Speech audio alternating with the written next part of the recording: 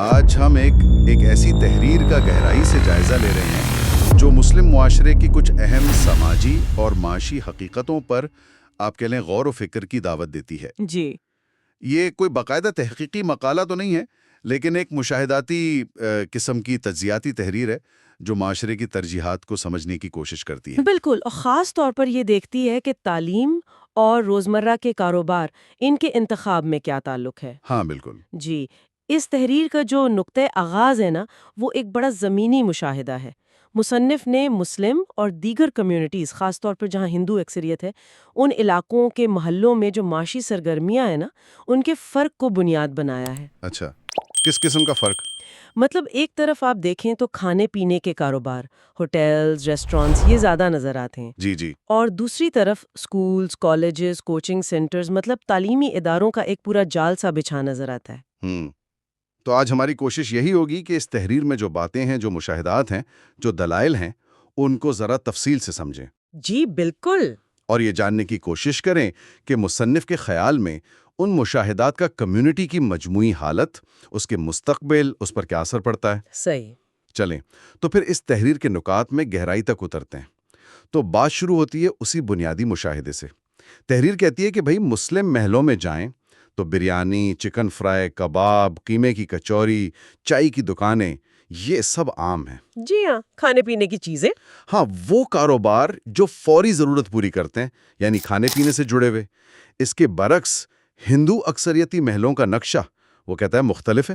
وہاں school, college, tuition point, academy, coaching centres. جی، یہ ایک ایسا فرق ہے جو مصنف کے مطابق مطلب صرف اتفاق نہیں ہے۔ یہیں پر نا تحریر کا پہلا دلچسپ نقطہ آتا ہے۔ مصنف اسے صرف کاروبار کی قسموں کا فرق نہیں کہہ رہا، اچھا، وہ اسے سوچ کا فرق کہہ رہا ہے۔ سوچ کا فرق مطلب؟ ذریعہ معاش تو سب کے لیے ہیں، مواقع بھی کم و بیش ایک جیسے ہی ہیں، لیکن کمیونٹیز کا جو انتخاب ہے وہ الگ الگ سمت میں جا رہا ہے۔ ایک کمیونٹی کی توجہ بظاہر جو فوری منافع والے کام ہے، خاص طور پر کھانے پینے کی چیزیں، ان پہ زیادہ ہے، جی، جبکہ دوسری کمیونٹی وہ طویل مدتی سرمایہ کاری یعنی تعلیم اور ہنر، اس پہ زیادہ زور دے رہی ہے۔ تو مصنف کا کہنا ہے کہ یہ انتخاب صرف معاشی نہیں ہے، یہ کمیونٹی کی اجتماعی ترجیحات کا اور مستقبل کے بارے میں ان کی سوچ کا عکس ہے۔ یہ سوچ کا فرق والی بات واقعی ہے ہمیں۔ کیا مصنف یہ کہہ رہا ہے کہ یہ صرف مطلب اکنامک اسٹریٹجی کا فرق ہے کہ ایک گروپ فوری منافع دیکھ رہا ہے اور دوسرا مستقبل کی سرمایہ کاری، یا اس کے پیچھے کوئی گہری ثقافتی وجہ بھی ہو سکتی ہے جس کا ذکر تحریر میں ہے؟ تحریر کا جھکاؤ تو یہی لگتا ہے کہ یہ صرف معاشی حکمت عملی نہیں، یہ ترجیحات کا معاملہ ہے۔ اچھا، مصنف کے نزدیک یہ فرق دکھاتا ہے کہ کمیونٹی اپنی توانائی، اپنے وسائل، اپنی توجہ کہاں لگا رہی ہے۔ کیا اس کا محور صرف آج کی ضرورتیں ہیں یا مستقبل کی تعمیر بھی اتنی ہی اہم سمجھی جا رہی ہے؟ ٹھیک۔ اور یہی سوال ہمیں تحریر کے اگلے اور شاید تھوڑے سے تنقیدی حصے کی طرف لے جاتا ہے۔ جی ہاں، کیونکہ مصنف صرف مشاہدہ بیان کر کے رک نہیں جاتا، وہ اس پر ایک آپ کہیں قدر سخت تنقیدی زاویہ بھی پیش کرتا ہے۔ بالکل۔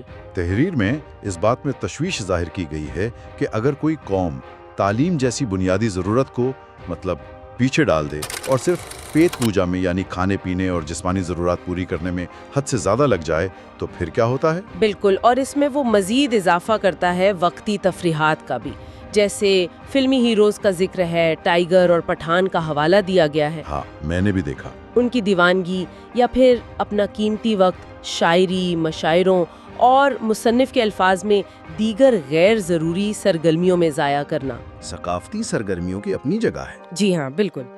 لیکن مصنف کا نقطہ نظر شاید یہ ہے کہ جب بنیادی ترجیحات جیسے تعلیم وہ نظر انداز ہو رہی ہوں تو پھر ان چیزوں پر ضرورت سے زیادہ زور دینا کمیونٹی کے لیے نقصان دہ ہو سکتا ہے۔ تو مصنف کے مطابق ان ترجیحات کا نتیجہ کیا نکلتا ہے؟ اگر ایک کمیونٹی تعلیم کے بجائے ان چیزوں پر زیادہ دھیان دے رہی ہے تو اس کا اجتماعی مستقبل کیا ہوگا؟ مصنف کی رائے میں نتیجہ کمزوری کی شکل میں نکلتا ہے۔ تحریر کہتی ہے کہ ایسی قوم کو کوئی بھی آسانی سے دبا سکتا ہے۔ دبا سکتا ہے؟ اس سے کیا مراد ہے؟ صرف سیاسی طور پر؟ نہیں، میرے خیال میں یہاں مطلب صرف سیاسی یا جسمانی کمزوری نہیں ہے، اس میں معاشی طور پر پیچھے رہ جانا، فکری طور پر پسماندہ ہونا، سماجی طور پر اثر و رسوخ کھو دینا، یہ سب شامل ہیں۔ اچھا۔ جب کسی معاشرے کی توجہ علم، تحقیق، ہنرمندی، تنقیدی سوچ، ان سب سے ہٹ کر صرف سطحی تفریحات یا بس بنیادی ضرورتیں پوری کرنے تک رہ جاتی ہے تو وہ معاشرہ اندر سے کھوکھلا ہونے لگتا ہے۔ ہم یہ ایک طرح سے اجتماعی قوت مدافعت میں کمی کا اشارہ ہے۔ یہ واقعی ایک سخت تنقید ہے، اور شاید مقصد بھی یہی ہے کہ ذرا جھنجھوڑا جائے۔ ایسا نہیں لگتا کہ مصنف کھانے پینے یا تفریح کے خلاف ہے، نہیں نہیں، بالکل نہیں۔ بلکہ اس کا زور شاید توازن پر ہے۔ وہ یہ کہہ رہا ہے کہ ان چیزوں کا تناسب تعلیم، ہنر، مستقبل کی منصوبہ بندی اس کے مقابلے میں بہت زیادہ بڑھ گیا ہے۔ آپ نے بالکل صحیح سمجھا۔ توازن کا بگڑنا ہی اصل مسئلہ لگتا ہے، اور اسی نقطے کو مزید واضح کرنے کے لیے مصنف پھر دوسری کمیونٹیز سے موازنہ کرتا ہے۔ ہاں، یہ موازنہ بھی بڑا دلچسپ ہے۔ تحریر میں ان کمیونٹیز کی مثال دی گئی ہے جنہیں امیر سمجھا جاتا ہے، جیسے بنیے اور مارواڑی۔ جی، کہا گیا ہے کہ وہ اکثر سادہ کھانا کھاتے ہیں، سادہ رہتے ہیں، مگر معاشی طور پر بہت کامیاب ہیں۔ یہاں کامیابی سے مراد شاید معاشی خوشحالی اور کاروباری ترقی ہے۔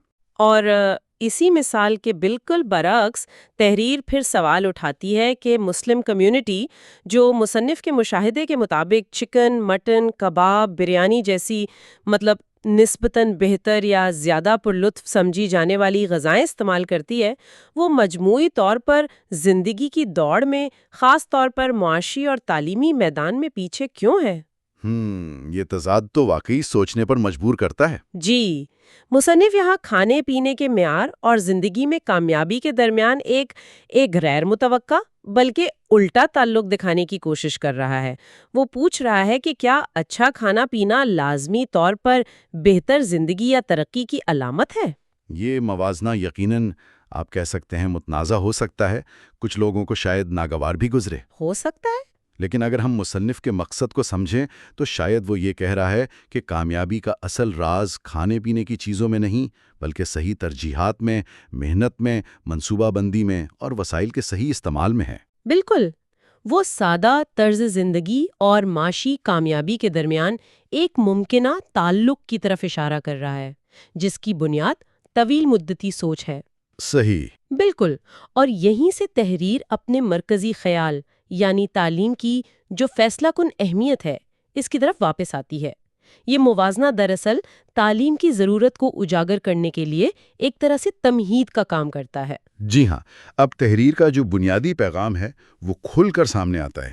ایک بہت ہی زوردار جملہ استعمال کیا گیا ہے، تعلیم سے بڑا کوئی ہتھیار نہیں۔ جی ہاں، اسے وہ طاقت قرار دیا گیا ہے جو قوم کو غلامی سے آزاد کر سکتی ہے۔ یہ تو بہت بڑا دعویٰ ہے۔ یہاں غلامی سے کیا مراد ہو سکتی ہے؟ کیا یہ صرف سیاسی محکومی ہے؟ میرے خیال میں تحریر کے سیاق و سباق میں غلامی کا مطلب زیادہ وسیع ہے۔ یہ صرف سیاسی غلامی نہیں بلکہ معاشی محتاجی، سماجی پسماندگی، فکری جمود، یہ سب اس میں شامل ہے۔ اچھا۔ تعلیم کو وہ ہتھیار کہا جا رہا ہے جو ان تمام زنجیروں کو توڑ سکتا ہے۔ یہ نقطہ اس بات پر زور دیتا ہے کہ کمیونٹی کی حقیقی ترقی، خود مختاری، آزادی، اس کا راستہ صرف اور صرف علم حاصل کرنے سے ہی گزرتا ہے۔ تعلیم صرف اچھی نوکری کے لیے نہیں ہے، بلکہ یہ افراد میں شعور پیدا کرتی ہے، انہیں اپنے حقوق، اپنے فرائض سے آگاہ کرتی ہے، تنقیدی سوچ دیتی ہے اور انہیں معاشرے میں ایک فعال، ایک مثبت کردار ادا کرنے کے قابل بناتی ہے۔ یہ اجتماعی ترقی کی بنیاد ہے۔ یہ تو ہوئی تعلیم کی اہمیت کی نظریاتی بات، لیکن کیا تحریر صرف نظریاتی باتیں ہی کرتی ہے یا زمینی حقائق کا بھی ذکر ہے؟ نہیں، مصنف صرف فلسفہ نہیں بیان کرتا، وہ زمینی حقائق کی طرف بھی توجہ دلاتا ہے تاکہ مسئلہ زیادہ واضح ہو۔ خاص طور پر مالیگاؤں شہر کی مثال دی گئی ہے۔ ہاں، مالیگاؤں کا ذکر ہے، جو شاید مصنف کے ذاتی مشاہدے پر مبنی ہو۔ بتایا گیا ہے کہ وہاں کتنے ہی بچے اسکول چھوڑ کر گھر بیٹھے ہیں اور اپنا زیادہ تر وقت موبائل فون استعمال کرتے ہوئے گزارتے ہیں۔ یہ تو واقعی ایک ٹھوس مثال ہے جو تعلیمی بحران کی سنگینی دکھاتی ہے۔ اور یہ مسئلہ صرف اسکول چھوڑنے تک ہی نہیں ہے۔ تحریر میں نوجوانوں میں پھیلتی ہوئی دوسری بری عادات کا بھی ذکر ہے، گٹکا، تمباکو، سگریٹ نوشی جیسی چیزیں، جی، جو نہ صرف ان کی صحت تباہ کر رہی ہیں بلکہ ان کے مستقبل کو بھی تاریک بنا رہی ہیں۔ یہ پہلو اس بات کی نشاندہی کرتا ہے کہ مسئلہ صرف تعلیمی نظام یا مواقع کی کمی کا نہیں ہے، بلکہ ایک وسیع تر سماجی بگاڑ کا ہے۔ جس میں صحت کے مسائل، بے راہ روی، وقت کا ضیاع سب شامل ہیں۔ جی، یہ تمام عوامل مل کر ایک ایسا نیگیٹو چکر بنا دیتے ہیں جس سے نکلنا پھر مشکل ہو جاتا ہے۔ اس میں والدین کے کردار کا بھی ذکر ہے میرے خیال میں۔ ہاں، بالکل ہے۔ تحریر کہتی ہے کہ کچھ والدین 2 پیسوں کے لالچ میں اپنے بچوں کو تعلیم دلوانے کے بجائے کارخانوں میں مزدوری پر بھیج دیتے ہیں۔ یہ تو بہت ہی تشویشناک بات ہے۔ بہت زیادہ۔ یہ ایک طرف تو غربت اور معاشی مجبوریوں کی سنگینی دکھاتا ہے۔ جی، لیکن دوسری طرف مصنف اس رویے پر تنقید بھی کر رہا ہے کہ فوری معمولی مالی فائدے کے لیے بچوں کے مستقبل کو داؤ پر لگا دیا جاتا ہے۔ صحیح۔ یہ زمینی حقائق اس دلیل کو مزید پختہ کرتے ہیں کہ مسئلہ صرف بیرونی عوامل کا نہیں ہے، جیسے حکومتی پالیسیاں یا معاشی حالات، ہاں، بلکہ کمیونٹی کے اندر جو رویے ہیں، جو ترجیحات ہیں، جو فیصلے ہیں، ان کا بھی ہے۔ والدین کا کردار یہاں بہت اہم ہو جاتا ہے۔ بالکل۔ فوری مالی فائدہ شاید وقتی طور پر کچھ سہارا دے، لیکن لمبے عرصے میں یہ ناخواندگی، کم ہنرمندی اور غربت کے تسلسل کا باعث بنتا ہے، جو نہ صرف اس بچے بلکہ پوری کمیونٹی کے لیے نقصان دہ ہے۔ تعلیم پر خرچ ہونے والا پیسہ اور وقت وہ دراصل ایک سرمایہ کاری ہے جس کا منافع نسلوں تک ملتا ہے۔ شاید اسی لیے تحریر میں والدین سے براہ راست ایک اپیل کی گئی ہے۔ جی بالکل۔ جی بالکل، تحریر والدین سے بہت براہ راست اور ایک طرح سے جذباتی انداز میں مخاطب ہوتی ہے۔ ایک جملہ ہے، 2 وقت کے کھانے سے زیادہ ضروری ایک اچھا مستقبل ہے۔ یہ ایک بنیادی ترجیح کو واضح کرتا ہے۔ والدین کو تلقین کی گئی ہے کہ وہ اپنے بچوں کو صرف پالیں پوسیں نہیں، بلکہ انہیں پڑھائیں، لکھائیں اور سب سے بڑھ کر ایک اچھا انسان بنائیں۔ یہ اپیل دراصل ترجیحات کی جنگ میں ایک واضح موقف ہے۔ یہ کہتی ہے کہ فوری ضرورت یعنی کھانا اہم ہے، لیکن مستقبل کی تعمیر یعنی تعلیم اس سے بھی زیادہ اہم ہے۔ صحیح۔ یہ والدین کو یاد دلا رہی ہے کہ ان کی ذمہ داری صرف بچوں کی جسمانی پرورش نہیں، بلکہ ان کی ذہنی، فکری اور اخلاقی تربیت بھی ہے۔ اور یہ اچھا انسان بنانا کا جملہ یہ خاص طور پر اہم ہے۔ کیوں؟ یہ اس بات کی طرف اشارہ ہے کہ تعلیم کا مقصد صرف ڈگریاں لینا یا پیسہ کمانا نہیں ہے، بلکہ کردار سازی، اخلاقی اقدار کا فروغ اور معاشرے کا ایک ذمہ دار شہری بننا بھی ہے۔ یہ تعلیم کے ایک جامع تصور کو پیش کرتا ہے۔ تو گویا تحریر مسئلے کی نشاندہی کرتی ہے، اس کی وجوہات بتاتی ہے، تنقید کرتی ہے اور پھر والدین کو ایک طرح سے لاہے عمل بھی دیتی ہے۔ کیا آخر میں کوئی امید کی بات بھی ہے؟ جی، تحریر کا اختتام مایوسی پر نہیں ہوتا، بلکہ یہ ایک بار پھر علم اور تعلیم کی طاقت کو اجاگر کرتی ہے، لیکن اس بار زیادہ شاعرانہ اور امید بھرے انداز میں۔ اچھا، وہ کیسے؟ آخر میں تحریر تعلیم کی اہمیت کو ایک بہت خوبصورت استعارے سے واضح کرتی ہے۔ اچھا۔ کہا گیا ہے کہ تعلیم ہی وہ روشنی ہے جو اندھیرے سے نکالتی ہے۔ واہ! اندھیرا یہاں جہالت، پسماندگی، غربت، مایوسی ان سب کی علامت ہے، اور تعلیم وہ واحد راستہ ہے جو اس اندھیرے سے نکال کر روشنی یعنی ترقی، خوشحالی اور امید اس کی طرف لے جا سکتا ہے۔ اور کامیابی کا راز؟ اور کامیابی کا حتمی راز بھی بتا دیا گیا ہے۔ تحریر کہتی ہے کہ وہی قوم کامیاب ہوتی ہے جو کتابوں سے دوستی کرتی ہے۔ کتابوں سے دوستی؟ جی، یہ ایک بہت گہری بات ہے۔ اس کا مطلب صرف درسی کتابیں پڑھنا نہیں، بلکہ علم سے محبت کرنا، مطالعے کا شوق پیدا کرنا، غور و فکر کرنا اور مجموعی طور پر ایک علمی کلچر کو فروغ دینا ہے۔ یہ ترقی کی بنیاد علم دوستی کو قرار دیتا ہے۔ صحیح۔ یہ گویا پوری بحث کا نچوڑ ہے کہ اگر کمیونٹی کو آگے بڑھنا ہے تو اسے کتاب اور قلم سے اپنا رشتہ مضبوط کرنا ہوگا۔ تو اگر ہم اس پوری گفتگو اور اس تحریر کا خلاصہ کریں تو بنیادی نقطہ یہ نکلتا ہے کہ یہ مسلم کمیونٹی کو اپنی سماجی اور معاشی ترجیحات کا آپ کہیں ازر سے نو جائزہ لینے کی ایک پرزور دعوت ہے۔ بالکل۔ مصنف کا استدلال ہے کہ کھانے پینے کے کاروبار اور وقتی تفریحات پر جو ایک غیر متناسب انحصار نظر آتا ہے، اس کے بجائے تعلیم، ہنر اور طویل مدتی منصوبہ بندی کو مرکزی اہمیت دینی ہوگی، جی تاکہ کمیونٹی نہ صرف موجودہ چیلنجز کا مقابلہ کر سکے بلکہ مجموعی طور پر ترقی کی راہ پر بھی چل سکے۔ بالکل درست کہا آپ نے۔ یہ تحریر ایک طرح سے آئینہ دکھانے کی کوشش ہے۔ یہ کچھ تلخ سوالات اٹھاتی ہے کہ کیا ہم بحیثیت کمیونٹی اپنے وسائل، اپنی توانائی، اپنا وقت، کیا اس کا بہترین استعمال کر رہے ہیں؟ کیا ہماری ترجیحات درست سمت میں ہیں؟ اور پھر یہ تعلیم کو انفرادی اور اجتماعی نجات کے سب سے مؤثر ذریعے کے طور پر پیش کرتی ہے۔ یہ ایک طرح سے خود احتسابی اور اصلاح احوال کی پکار ہے۔ اس گہرائی سے کیے گئے جائزے کے اختتام پر ایک سوال میرے ذہن میں آ رہا ہے جس پر شاید مزید سوچ بچار کی ضرورت ہے۔ جی فرمائیے۔ اگر ہم یہ مان لیں، فرض کر لیں کہ اس تحریر میں جو مشاہدات ہیں، جو تجزیہ ہے، وہ بڑی حد تک درست ہے، تو پھر اگلا قدم کیا ہو؟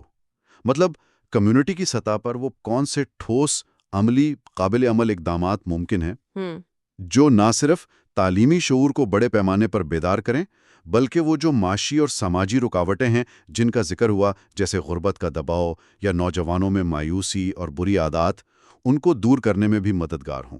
بہت اہم سوال ہے۔ اس سوال کا جواب شاید اس تحریر کے دائرے سے باہر ہے، لیکن یہ ہمیں سوچنے کے لیے ایک اہم نقطہ ضرور دیتا ہے۔